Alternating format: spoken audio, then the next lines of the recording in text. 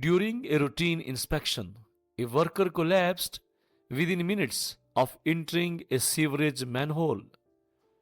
Despite the immediate response from the site rescue team, their efforts were unsuccessful.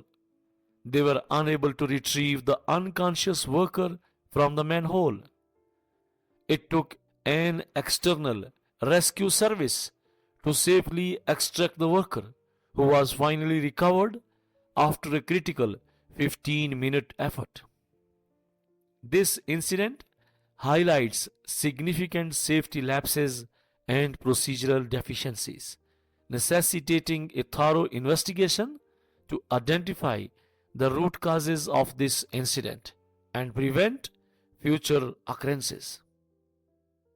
As you are aware of, until now, we have already discussed the top 10 immediate and underlying causes separately for this incident, and today we are going to uncover the root causes.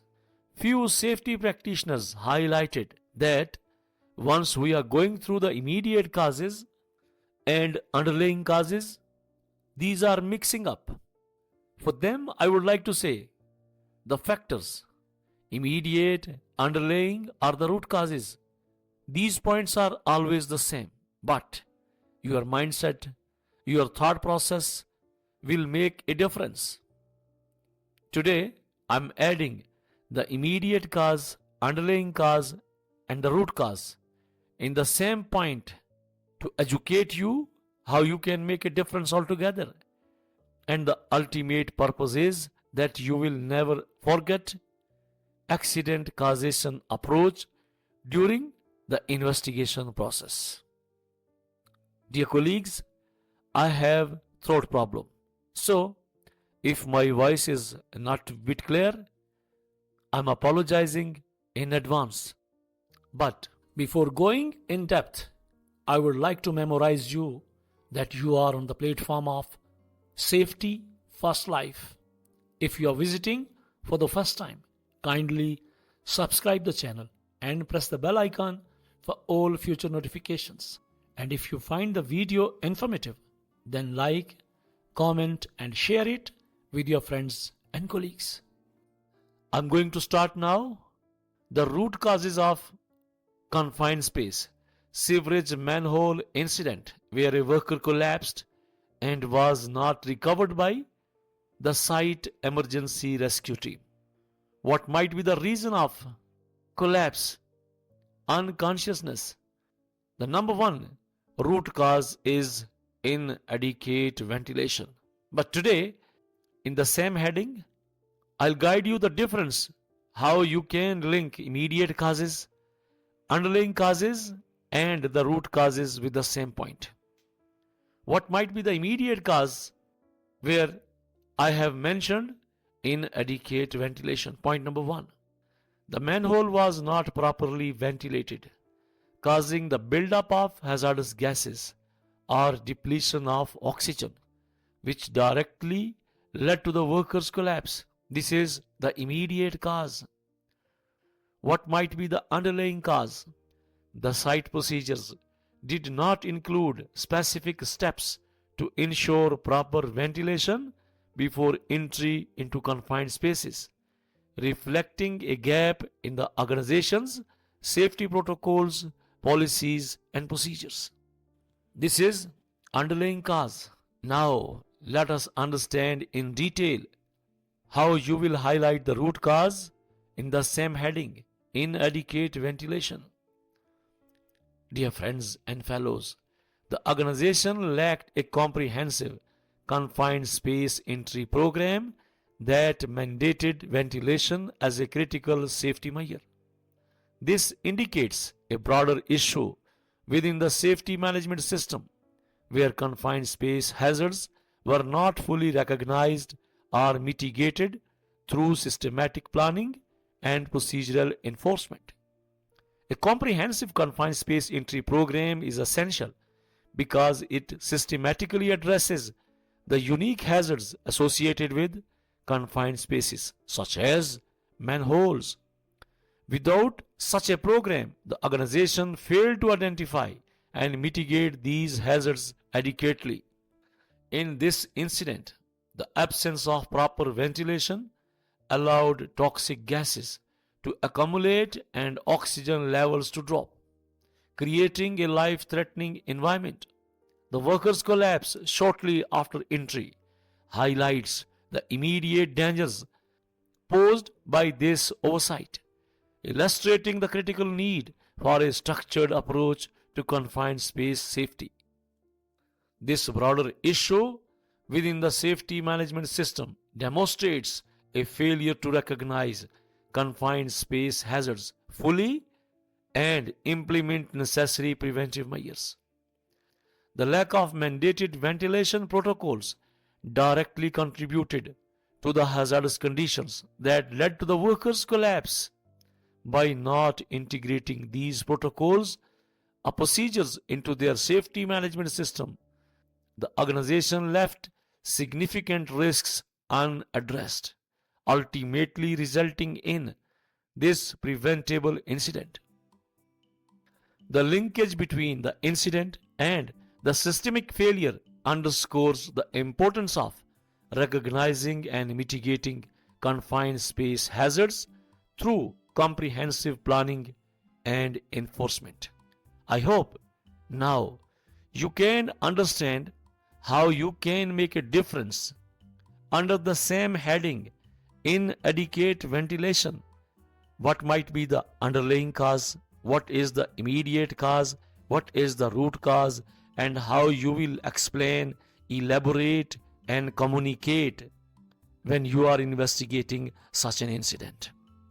As a health and safety practitioner, you have to identify, you need to investigate workplace incidents and accidents.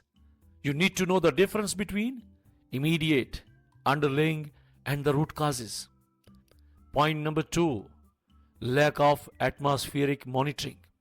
Here, the immediate cause might be continuous atmospheric monitoring was either not conducted or failed, leading to undetected hazardous conditions inside the manhole.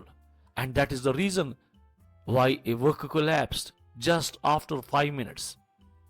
The underlying cause here is the organization didn't have the effective policies or equipment for continuous atmospheric monitoring in the confined spaces. But when you will try to identify the root cause, you have to mention the safety management system did not prioritize or enforce the use of atmospheric monitoring devices. Continuous monitoring is essential for detecting toxic gases or low oxygen levels, which can rapidly change in confined spaces. The failure to prioritize atmospheric monitoring devices in the safety management system directly led to the hazardous conditions inside the sewerage manhole. Continuous monitoring is crucial in confined spaces because toxic gases can accumulate and oxygen levels can drop quickly and without warning. In this incident, the absence of such monitoring meant that dangerous atmospheric changes went undetected, resulting in the worker collapsing shortly after entry. The immediate danger posed by undetected toxic gases or low oxygen levels underscores the critical need for reliable and continuous atmospheric monitoring. This gap in monitoring reflects a broader systemic failure to understand and implement best practices in confined space safety. The organization's lack of emphasis on advanced safety technologies and protocols, such as atmospheric monitoring devices, indicates a significant oversight in their safety management strategy. This failure not only compromised the immediate safety of the workers, but also highlights a deeper issue within the organization's approach to safety.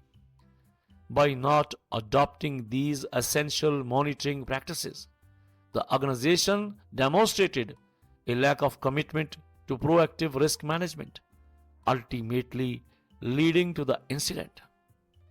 Dear health and safety practitioners, if you will follow the steps, if you will try to understand the concept, these health and safety trainings can change your mind. You will think differently and you will act professionally. But it is possible when you understand your responsibilities and you are working with potential skills and professional ethics. Number 3, root cause of confined space collapse may be insufficient rescue equipment. But here, what might be the immediate cause? The site rescue team lacked the necessary equipment to conduct an effective and timely rescue operation. Here, how you will highlight the underlying cause. The organization's emergency preparedness plans did not include adequate provision and maintenance of rescue equipment specific to confined space emergencies. Now, how you can explain and link insufficient rescue equipment with the root cause? There was a systemic failure to allocate resources and prioritize the acquisition and maintenance of specialized rescue equipment. Rescue operations in confined spaces require not only specific tools but also regular drills and training to ensure proficiency in their use.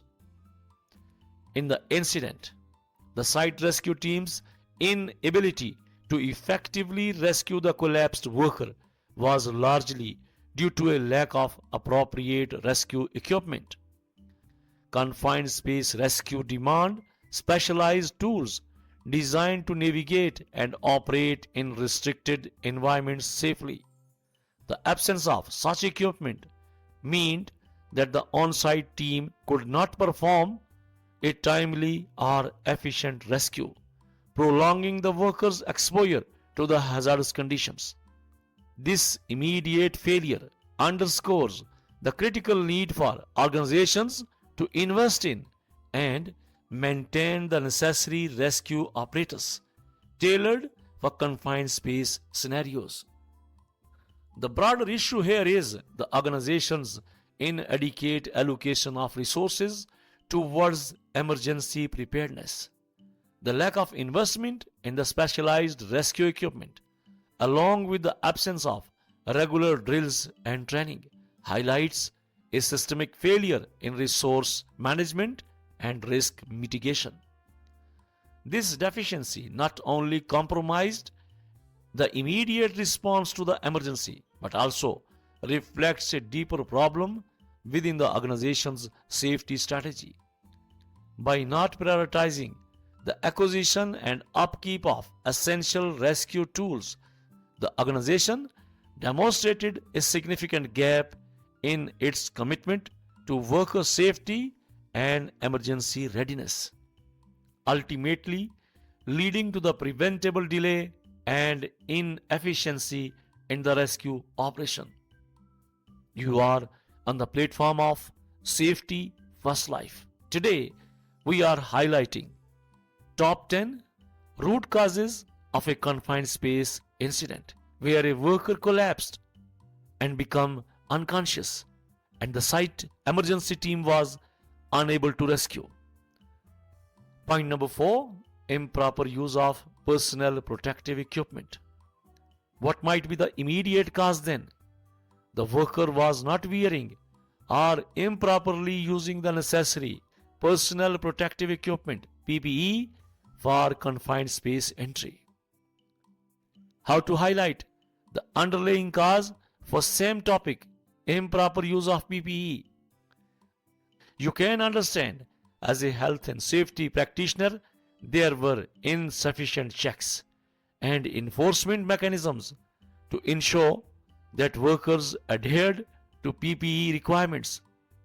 But when you are going to unveil the root cause, you have to understand the organization did not foster a safety culture where the proper use of personal protective equipment was strictly enforced and routinely checked.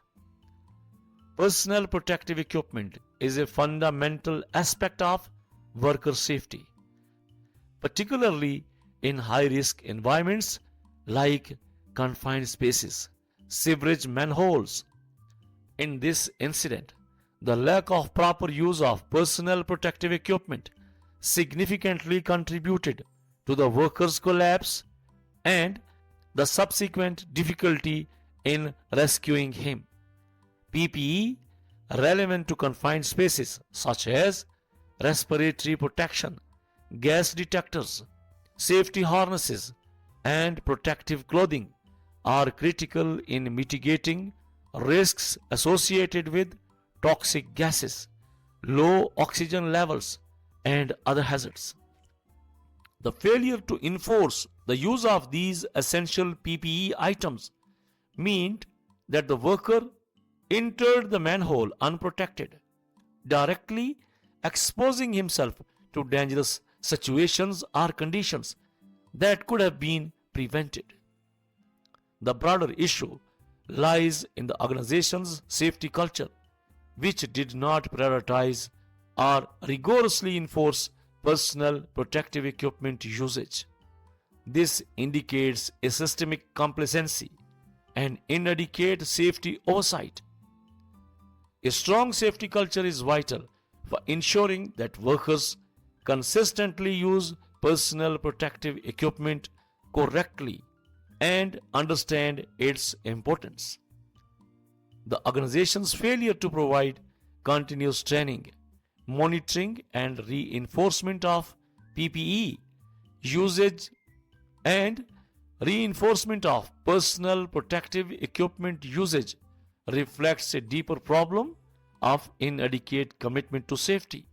This lack of emphasis on personal protective equipment not only endangered the immediate safety of workers but also undermines the overall effectiveness of the safety management system, leading to preventable incidents like the one highlighted here. Confined space incident. A worker collapsed, and we are discussing the top 10 root causes. Cause number 5, failure to recognize hazards. What might be the immediate cause here? The worker and site team failed to identify immediate hazards such as toxic gases or low oxygen levels before entering the manhole. If this is the immediate cause, then what might be the underlying cause?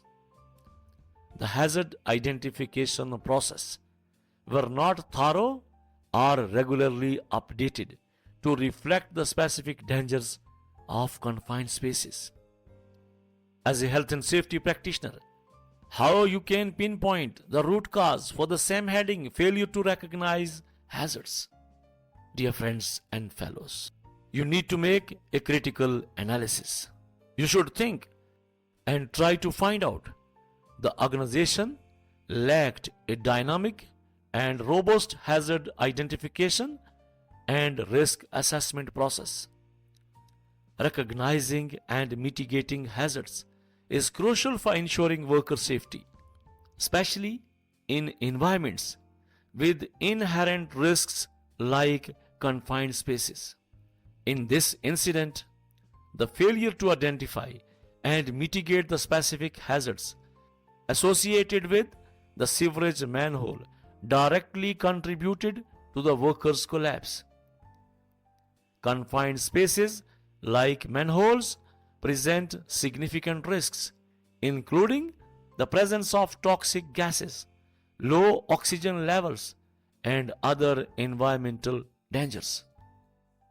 The organization's inability to conduct thorough hazard assessments meant that these risks were not adequately recognized or addressed before the worker entered the confined space. This immediate oversight exposed the worker to hazardous conditions that could have been anticipated and mitigated with a proper risk assessment process. The broader issue is the organization's ineffective risk management practices. A dynamic and robust hazard identification process should be a continuous effort. Regularly reviewing and updating hazard assessments to reflect new information and evolving workplace conditions. The lack of such a process indicates systemic failures in recognizing and mitigating risks, leading to preventable incidents. Comprehensive hazard identification involves not only initial assessments but also ongoing employee training to ensure that all personnel are aware of and prepared for potential hazards.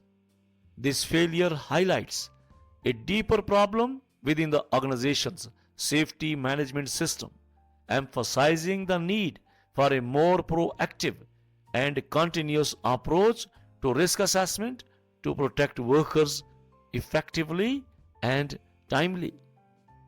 Dear health and safety practitioners, I am investigating the confined space incident.